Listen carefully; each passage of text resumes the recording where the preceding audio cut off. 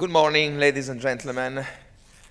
I just wanted to try to show you our attempt to try to give a response to a very big and huge problem as the climate change. And of course, I want to take this call of action to do our part, showing my very brief presentation our step forward to try really to provide some concrete to a very big issue.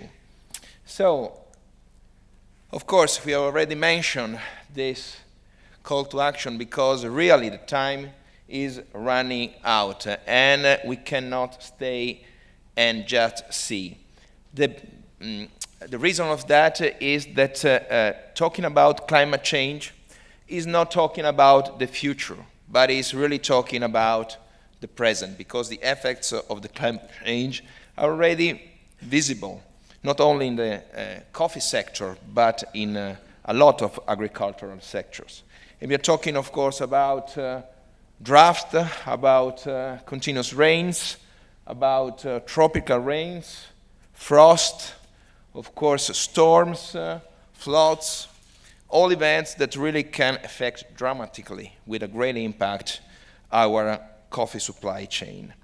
And but a positive thing is that our coffee sector could be a sort of pilot test for trying of implementing tools to mitigate the effect of the climate change that could be used also in other sectors.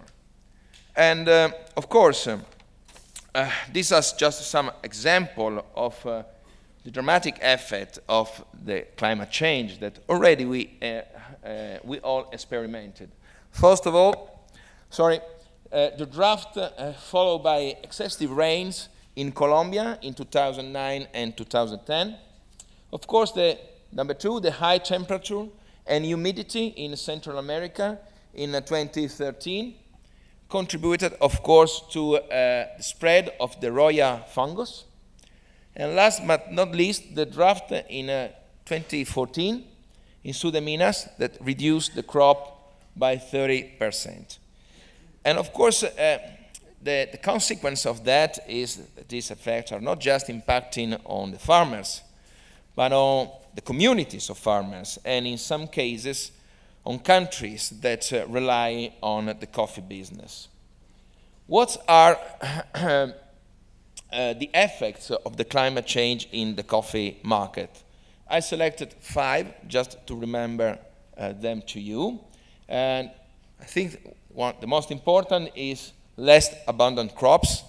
That really can be a great issue for us. Number 2, the reduction in green coffee quality, a problem that also we mentioned yesterday. We need good quality in coffee, of course, to create more value and to expand the market in the most important and consumer market, also in the emerging consumer market. Market price volatility can destroy value on the coffee producing countries. Less profitable investments is tougher to pay back investment in this kind of tough environment. And poor quality of life for growers. And of course, this is a big lack, because as we know, the world by chance will need more coffee in the future. So we know perfectly the estimate of the ICO and the demand. It's really growing more and more, and we need more coffee. This is what probably we need in 2015 and much more in the next year. So wait and see is no more an option. And what we have to understand, first of all, is that these effects are not only touching the farmers, but it's something that really regards all of us. And so call to action and teaming up is really welcome, because all of us producers, roasters, all the stakeholders have to stay on the front line. And what can we do? But first of all, we have to invest to try to find the tools to mitigate the effects of the climate change and to spread the best agricultural practice, of course, to build a better future. Because the effect of climate change doesn't impact only the production, but all the global coffee market. We could have a great difficulty in obtaining green coffee. We will have increase in cost. We will have difficulty in finding suitable areas for cultivation. And of course, we will have a poorer quality of life of growers. But it's not only these effects that has to scare us. It's the sense of responsibility that have to drive us to put in place all the efforts to try to find some solution, not just to talk about them. And of course, this sense of responsibility has to be taken by the trendsetter, the leaders in the sectors. They have really this role to try to implement and to find some good solution. So in our experience, what we have done, in 2010, we, with some friends, mentioned in this slide, we have decided to launch the Coffee and Climate. It's a program that is based on an international and pre-competitive approach that aims to provide to the coffee growers the tools to implement the crops and to respond to the climate change. You see in the slide the founding member, companies, roasters, traders, international organization, Fondazione Giuseppe Lavazza is our foundation, Cibo, Paulik, Johan Johansson, Neumann Group, Lofberg Lila, and GIZ. Really a good European international team trying to join the force to find solution. And after the first stage, we had the pleasure to have other friends coming along with us. We had Frank from Croatia, we had Sida, we had ACOM, we have Tim Hortons, and we have SCP. But last but not least, I am very glad to announce that also Starbucks Coffee is joining Coffee and Climate in trying to push stronger and better towards our goals. There's no more European, but really global international alliances to try to find solution. And what we got? Some interesting results, of course, outcomes. I just want to mention for you 4 of them. Okay, I repeat, quite significant. First of all, the identification of the risk level of the climate change. Second, we had a greater hands-on knowledge of the most widespread problems. Number 3, the systemization of a scientific approach to adaptation needs. 4, development of a wide range of tools to improve condition in the plantation. We ran a huge pilot program that involved 3,000 farmers in a training program. And really, we get good results for them because we were able, first of all, to have improvement in the crops of the farmers involved in the training program. We got better quality of life for the growers, and we started to form a database very useful for scale up and implementing our program. Another very important part of the job is to try to translating science into functional tools.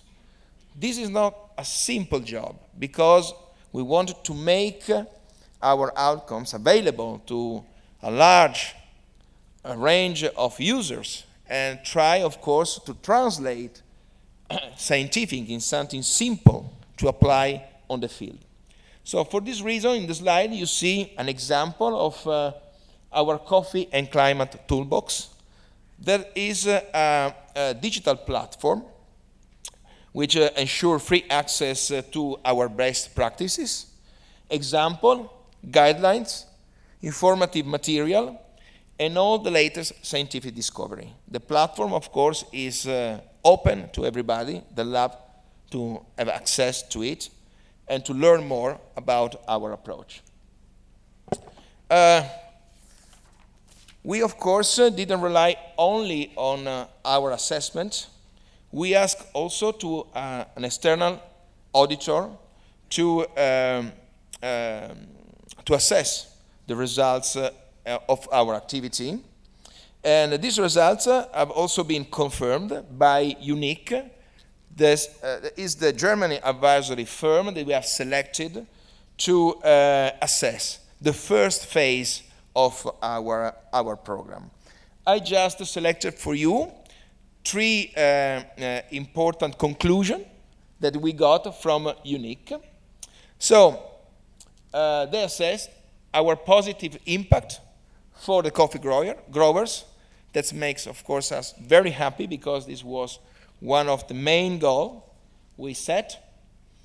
An excellent on-site work, that's another important point. But last but not least, stimulated the discussion. Because to make aware people about the risk of the climate change is not something that we can consider done. It's a great part of the job. So this kind of sensibilization is very important. And we are very happy that the advisory firm really underlined that we were very good under this point. So we are close, our first phase, including 3,000 farmers. But we have, of course, more ambitious goals. The second stage we want to reach is to try to scale up our program and to try to involve 70,000 growers. But of course, as everybody did before me, the call to action is important also for our climate change, because we know that our coffee community is large and the coffee community has to be protected. And we know that we are talking about 25 million of growers. Of course, this is the dream, but altogether, of course, we can get there. Thank you very much.